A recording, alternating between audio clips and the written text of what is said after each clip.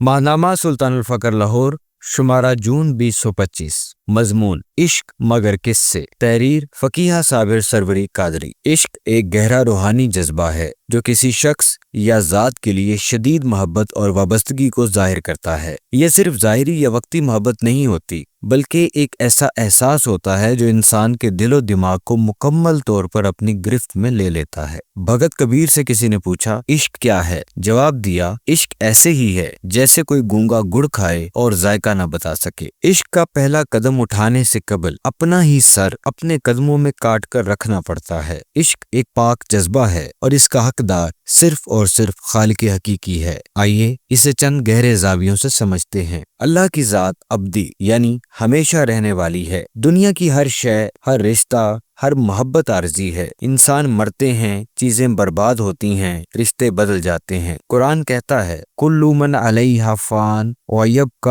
وجہ ربک ذو الجلال والاکرام، سورۃ الرحمن آیت 26 اور 27۔ جو کچھ بھی زمین پر ہے فنا ہونے والا ہے اور تیرے رب کی جلیل و کریم ذات باقی رہے گی، لہٰذا عشق اس سے کرنا چاہیے جو کبھی نہ فنا ہو، نہ بدلے، نہ چھوڑے۔ اللہ کی محبت خالص اور بے لوث ہے۔ انسانوں کی محبت میں توقعات، خواہشات اور شرائط ہوتی ہیں، مگر اللہ کی محبت ایسی نہیں۔ وہ بغیر مانگے دیتا ہے، بغیر شرط کے معاف کرتا ہے، بغیر تھکے ہماری طرف پلٹتا ہے۔ حدیث قدسی میں اللہ تعالیٰ فرماتا ہے میرا بندہ ایک بلشت میرے قریب آتا ہے تو میں ایک ہاتھ اس کے قریب آتا ہوں، بحوالہ صحیح بخاری۔ تو جس محبت میں خود محبوب ہماری طرف بڑھتا ہو اسی سے عشق کیوں نہ ہو۔ دل کی فطرت اللہ کی طرف مائل ہے۔ امام ابن تیمیہ فرماتے ہیں دل کی اصل بھوک اللہ کی محبت ہے۔ اگر دل کو اللہ کے علاوہ کچھ دے دو تو وہ کبھی سیراب نہیں ہوتا۔ اسی لیے لوگ دنیا میں محبتیں ڈھونڈ کر بھی خالی رہتے ہیں۔ اصل اطمینان صرف اللہ تعالیٰ کی قربت میں ہے، جیسا کہ ارشاد باری تعالیٰ ہے الا بذکر اللہ تطمئن القلوب،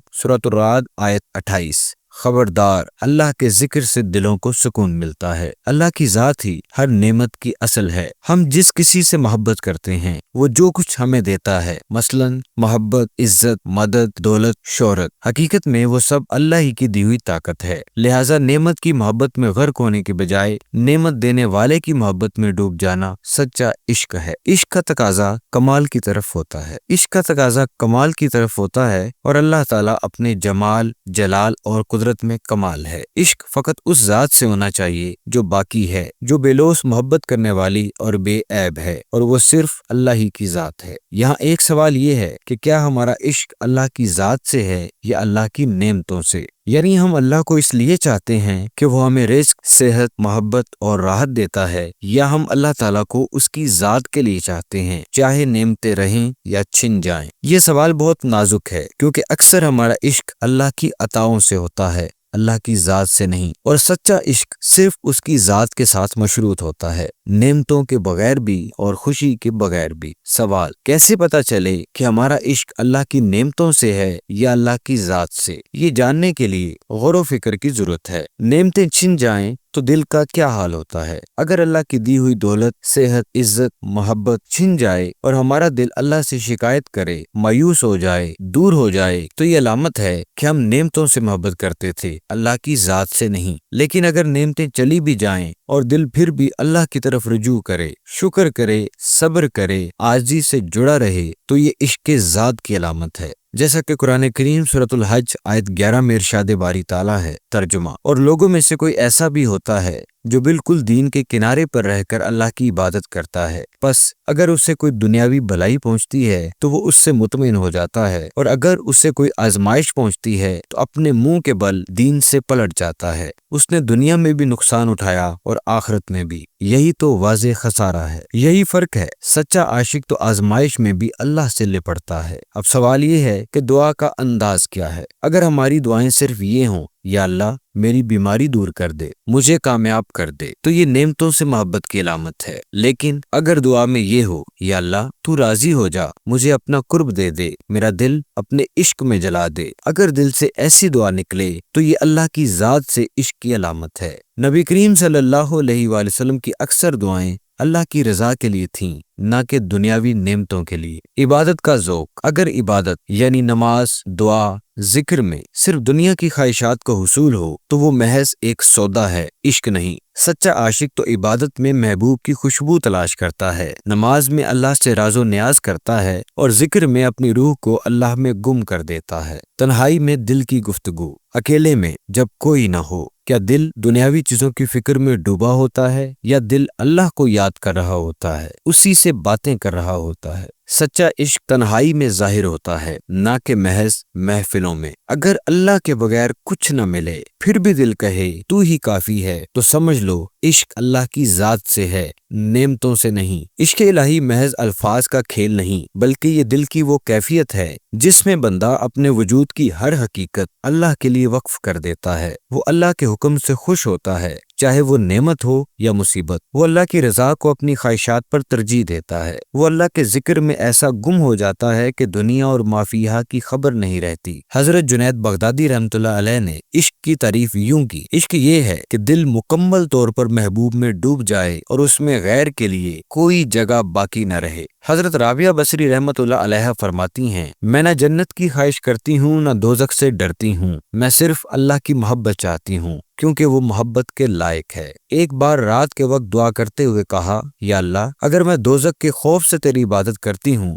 تو مجھے دوزخ میں ڈال دے، اور اگر میں تجھے جنت کی لالچ میں چاہتی ہوں تو مجھے جنت سے محروم کر دے، اور اگر میں تجھے صرف تیری ذات کے لیے چاہتی ہوں تو اپنے حسن حقیقی کا دیدار نصیب فرما۔ حضرت رابعہ بصری رحمۃ اللہ علیہ کا عشق مفاد سے پاک خالص اللہ کے لیے تھا۔ حضرت بایزید بستامی رحمۃ اللہ علیہ فرماتے ہیں: میں نے اللہ کی محبت میں اپنی ذات کو فراموش کر دیا، میں باقی نہ رہا، صرف اللہ باقی رہ گیا۔ بندہ اپنی خواہش، اپنی خودی، اپنی انانیت سب قربان کر دیتا ہے، بس محبوب کی رضا مد نظر رہتی ہے۔ مولانا رومی رحمۃ اللہ علیہ عشق کے متعلق فرماتے ہیں: عشق آگ کی مانند ہے، جو کچھ بھی عشق کے دائرے میں آئے جل کر راکھ ہو جاتا ہے۔ خودی، تکبر، دنیا کی محبتیں، سب کچھ۔ اکثر مثال دی جاتی ہے پگھلتا ہوا سونا سچ کو ظاہر کرتا ہے، اسی طرح عاشق کا دل عشق کی آگ میں جل کر خالص ہو جاتا ہے اور وہ اللہ کی حقیقت کو پا لیتا ہے۔ مولانا رومی رحمۃ اللہ علیہ کے نزدیک عشق بندے کو محبوب کے رنگ میں رنگ دیتا ہے۔ سیدنا غوث العظم حضرت شیخ عبد القادر جیلانی رضی اللہ تعالی عنہ فرماتے ہیں: جب تم اللہ سے محبت کرتے ہو تو دنیا کی ہر محبت تمہارے دل سے مٹ جاتی ہے اور تم صرف اللہ کے محبوب بندے بن جاتے ہو۔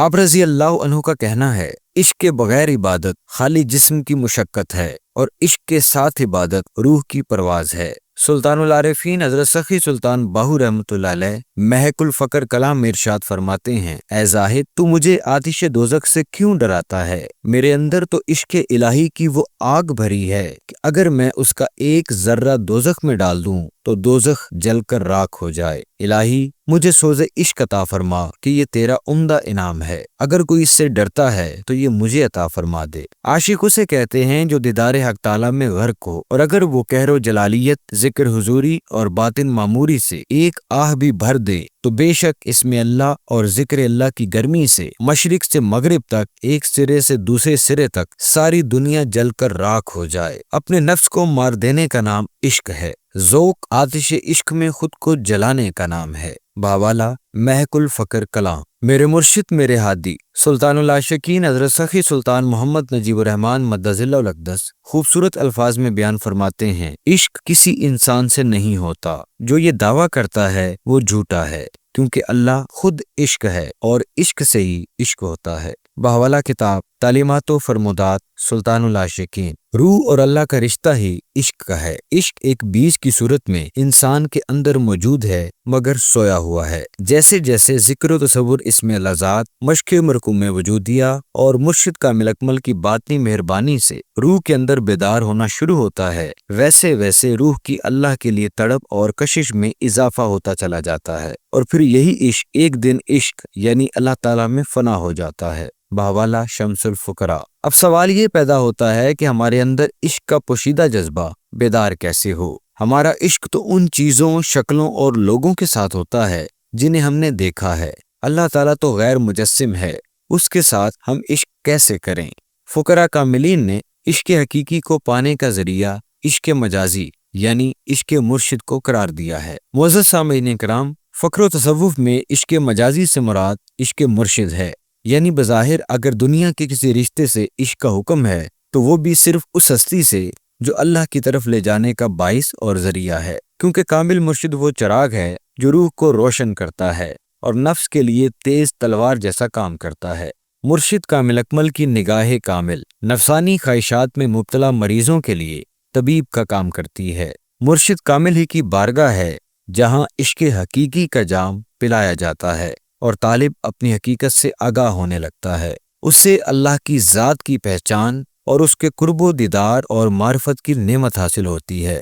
مرشد کامل اکمل کی مہربانی اور باطنی توجہ سے عشق مجازی کا پودا بڑھتا ہے اور طالب عشق حقیقی کے سفر پر گامزن ہو جاتا ہے۔ جب روح کو روح کی غذا یعنی کامل مرشد کی صحبت اور مرشد کامل اکمل سے عطا کردہ اسم اللہ ذات ملے تو روح نفس پر حاوی ہو جاتی ہے اور لوں لوں میں عشق سما جاتا ہے۔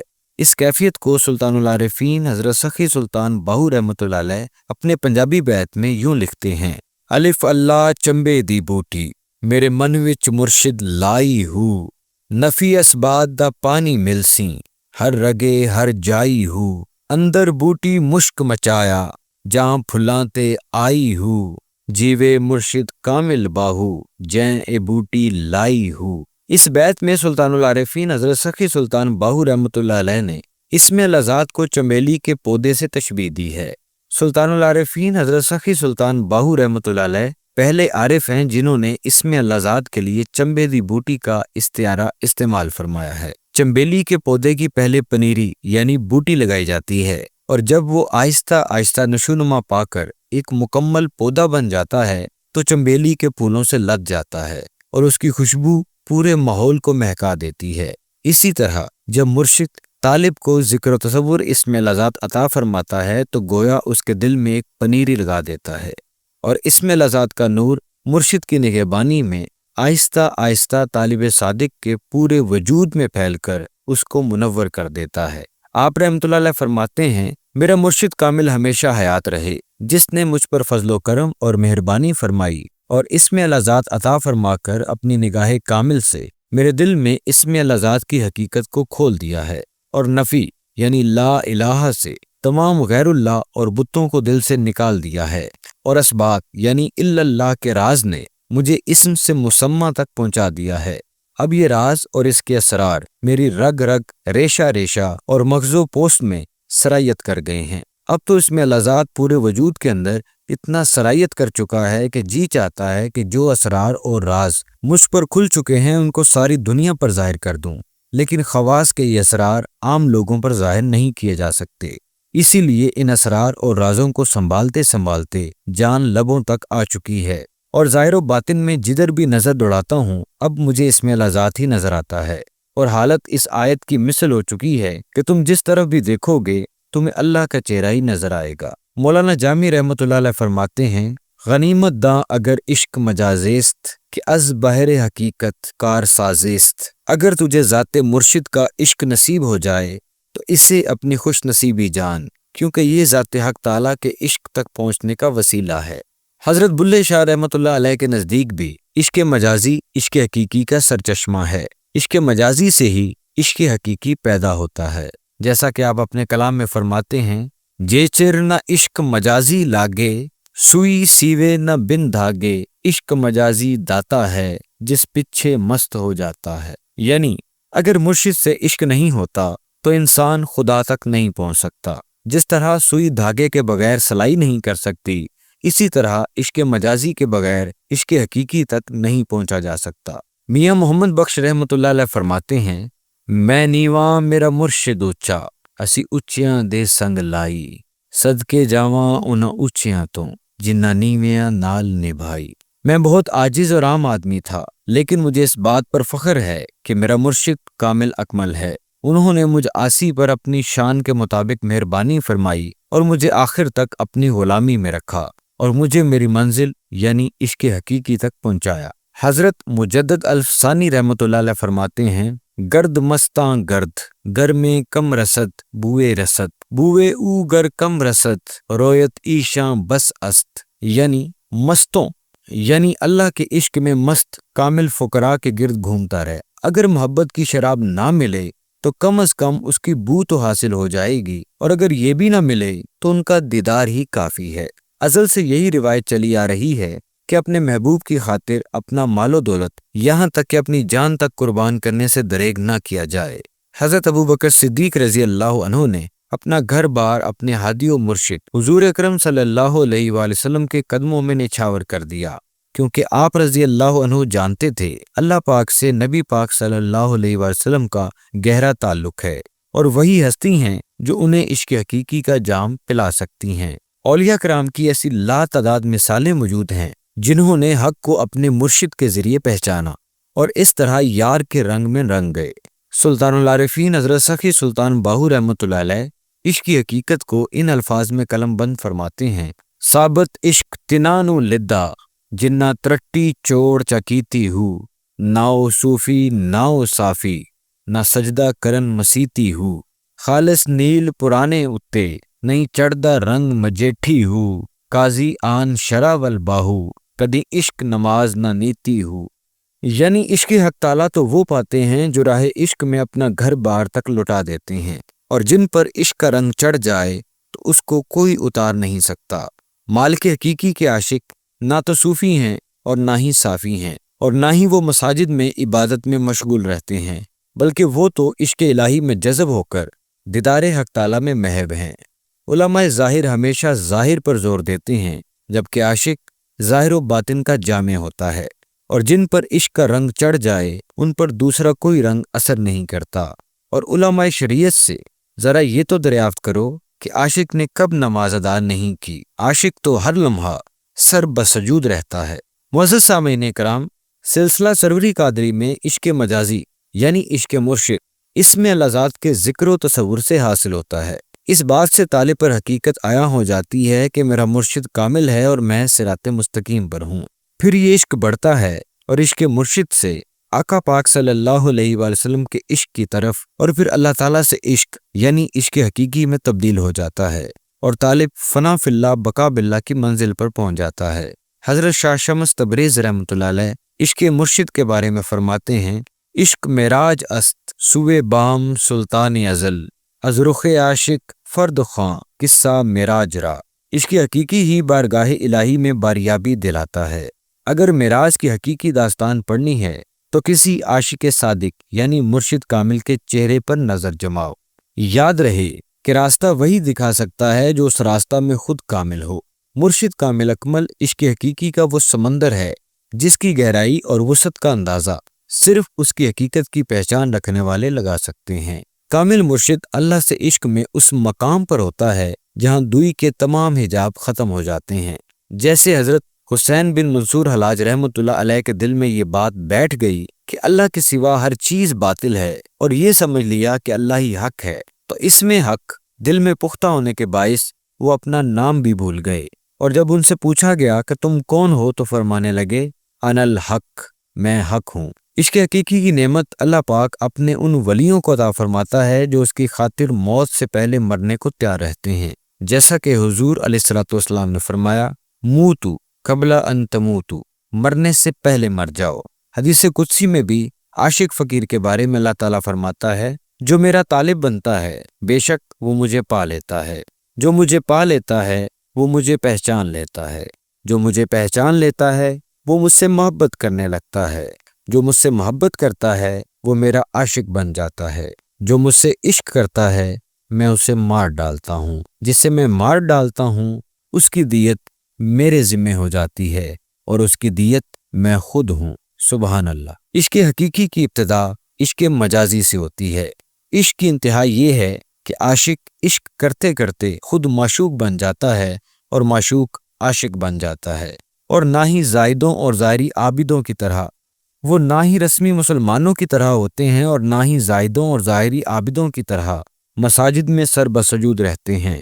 عاشق تو دین کی اصل حقیقت کو جاننے والے ہوتے ہیں، اور ہر دم اور ہر لمحہ دیدار الہی میں محب رہتے ہیں۔ یہ عشق ہی ہے جو دیدار حق تعالیٰ کا راستہ دکھاتا ہے۔ فقراء نے عشق ہی کے راستہ سے دیدار حق تعالیٰ کی نعمت حاصل کی۔ عشق حقیقی کے سفر پر چلنے کے لیے طالب مولا کو اپنا ہاتھ مرشد کامل اکمل کے ہاتھ میں دینا لازم ہے۔ موجودہ دور میں سلطان العاشقین حضرت سخی سلطان محمد نجیب الرحمن مدظ اللہ الاقدس ایک فقیر کامل کی حیثیت سے موجود ہیں اور خلق خدا کو اپنی روحانی صحبت سے قرب الہی کی لازوال دولت سے مالا مال کر رہے ہیں۔ جو بھی اللہ کو پانا چاہتا ہے وہ جان لے کہ مرشد کامل اکمل سلطان العاشقین مدظ اللہ الاقدس کی بارگاہ کے علاوہ اور کوئی سچا راستہ نہیں ہے۔ اللہ پاک سے دعا ہے کہ ہم سب کو اس راستہ پر چلنے کی توفیق عطا فرمائے، آمین۔ یہ مضمون لکھنے کے لیے جن کتب سے استفادہ کیا گیا ہے ان کی تفصیل کچھ یوں ہے۔ ابیات باہو کامل، تحقیق ترتیب و شرح سلطان العاشقین حضرت سخی سلطان محمد نجیب الرحمن مدظ اللہ الاقدس۔ شمس الفقراء، تصنیف لطیف سلطان العاشقین حضرت سخی سلطان محمد نجیب الرحمن مدظ اللہ الاقدس۔ اس کے ساتھ ہی اپنے میزبان عثمان صادق کو آج کے اس پوڈ کاسٹ سے اجازت دیجیے۔ انشاءاللہ العزیز ایک نئے پوڈ کاسٹ میں ایک نئے عنوان کے ساتھ جلد ملاقات ہوگی۔ اللہ حافظ۔